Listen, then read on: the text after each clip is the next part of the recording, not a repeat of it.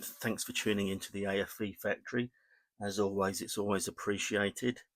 So I've not posted anything for a while on the progress of the mouse project, and that's purely because I've not done anything to it since the last time that I did a video.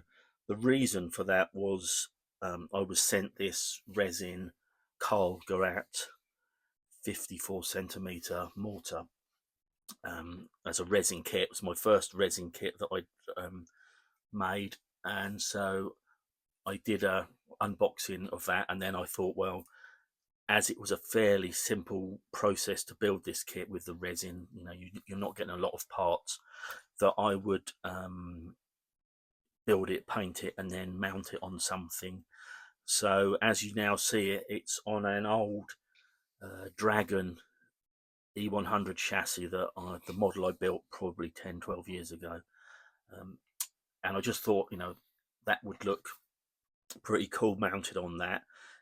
In the reality of it is it's an unworkable system, but I don't always build models because they look like they're going to be workable or feasible. I just build them because I like the way they look. So the story behind this is that it's an older E-100 chassis that's been recovered and repaired quickly, and had some new fenders, or not fenders, track guards added to it, and bits and pieces. So you've got a selection of older original parts and newer bits that have been added on, and then then the mortar added onto the top of it. So I didn't want the mortar to appear as old as the chassis is, so I've just very lightly weathered that. Lift that out, see if you can see. Just I've done some very fine chipping with a lightened grey. I haven't gone back to like a darker brown bare metal. I just wanted to give that hint of wear to it, but that's it.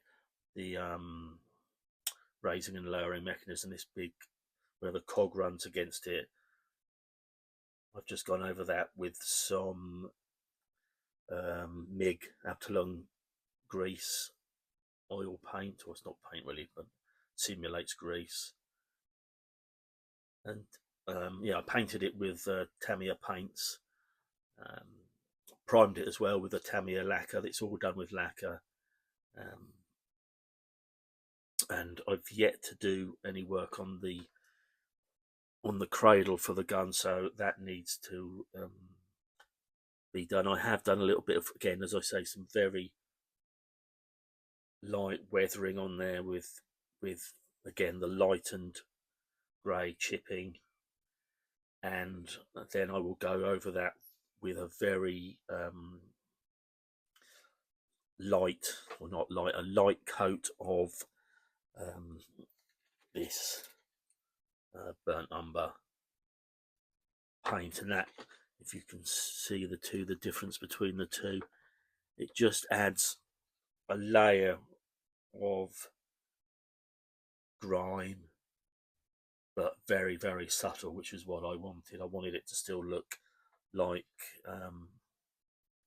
essentially a new mortar has been added to an old chassis to create this vehicle. And yeah, anyone that's interested in these resin kits, they're done by a company called Model Bauray in Germany. I'll leave a link for it down in the description, so you can go and have a look at what they're doing. They primarily do naval stuff in much smaller scales, but they are starting to do bits and pieces for tanks and what have you in the 135. They do this with the larger scale mortar, the 60cm mortar, and they do another mortar which I think is a 320mm or 32cm gun on it. So yeah, so that's essentially what I've been doing. Just a quick, easy build, mainly for it to take to it, so I can take it to our show in August. So it adds to the stuff that I wanted adds to the stuff that I wanted to display. And yeah, so I think it looks pretty cool actually. As I said, viable probably not, but it looks good. And I shall set it up so it's in a more accurate firing position like that. So yeah, so hence no work on the mouse, which I'm very keen to get back to, and will be as soon as possible. I've got a couple other videos that I'm going to record today, but I won't probably release them all today. Firstly, a unboxing video of another new amusing hobby kit that I've been sent, and then someone has asked me to do a tutorial on how I get the rusting effects. So I'm going to add this mouse. I think it's a 200. No, can't be a mouse fuel tank. I'm not sure how many liters that holds.